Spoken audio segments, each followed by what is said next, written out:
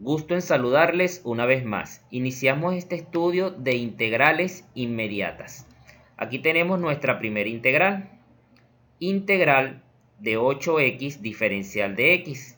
Muy importante conocer los elementos de una integral. Este signo es el signo de integral. 8x es el integrando. Y dx, conocido como diferencial de x, es la variable de integración.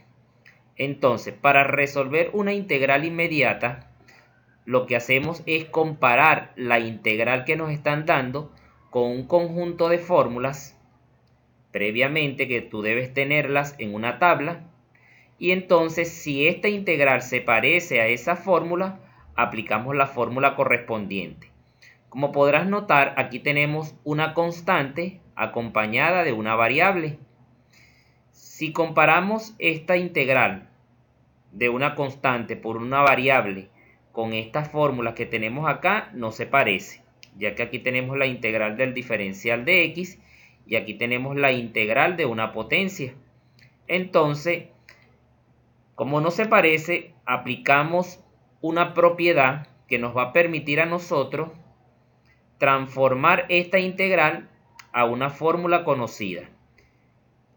Y esa propiedad es la siguiente: si tú tienes una constante, la constante puede salir fuera del signo de integración. Al sacar la constante fuera del signo de integración, entonces la integral quedaría de la siguiente manera. Nos quedaría el 8 integral de x diferencial de x. Repito, esto es una propiedad que puedes aplicarla cada vez que tengas una constante multiplicada por una variable. Muy importante indicarte que la variable nunca sale fuera del signo de integración. Únicamente la que sale es la constante. Ahora, si comparamos esta integral, sin tomar en cuenta el 8, con estas fórmulas, te darás cuenta que se parece a esta, la segunda. Pero tú dirás, no tiene nada de exponente. Cuando una variable no tiene nada de exponente, automáticamente es un 1. Entonces sí tiene un exponente. Aquí tenemos variable exponente 1. Aquí tenemos variable exponente. Como se parece a esta integral, entonces la integral que nos están dando se parece a esta integral, aplicamos esta fórmula.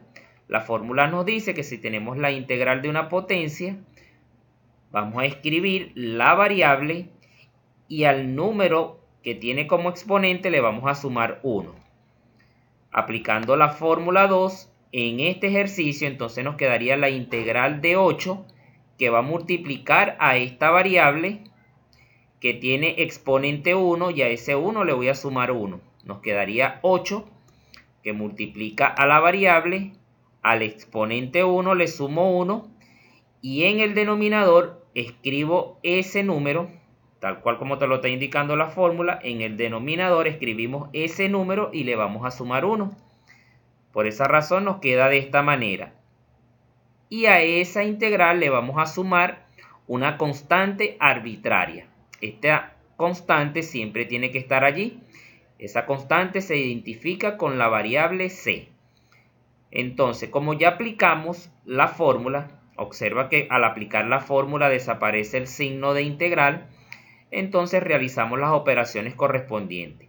1 sumado con 1 serían 2 en el exponente y 1 sumado con 1 sería 2 en el denominador. Nos quedaría que la integral va a ser igual a 8 que multiplica x cuadrado entre 2 más c. Podemos simplificar o dividir 8 entre 2 y nos quedaría que la integral va a ser igual a 4x cuadrado más c.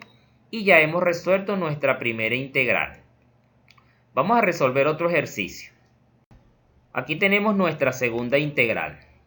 5 tita al cuadrado más 4 diferencial de tita. Como estamos en un proceso de aprendizaje, nuevamente te repito, este signo es el signo de integral, que es la operación que vamos a realizar. Lo que está entre paréntesis es el integrando y lo que está fuera del paréntesis es el diferencial. Signo de integral, integrando y variable de integración. El diferencial nos indica es la variable de integración, que en este caso es tita. Si la variable de integración que se encuentra en el integrando no es igual al diferencial o a la variable de integración, entonces ese término se convierte en una constante. Cuando tenemos una suma algebraica de funciones en el integrando, entonces se aplica una propiedad. Esa propiedad es que a esta función le corresponde un signo de integral y a esta otra función le va a corresponder un signo de integral. Al aplicar esa propiedad, entonces esta integral se divide en dos integrales de la siguiente manera. Tenemos la integral de 5 tita al cuadrado diferencial de tita más la integral de 4 diferencial de tita. Esto es debido a la propiedad. Muy importante colocarle el diferencial a cada integral. La siguiente propiedad que vamos a aplicar la aplicamos en el ejercicio anterior. Tenemos una constante en el integrando, esa constante sale fuera del signo de integral. Tenemos una constante en el integrando, esa integral sale fuera del signo de integral. Y muy importante tener presente que la variable no sale fuera del signo de integral.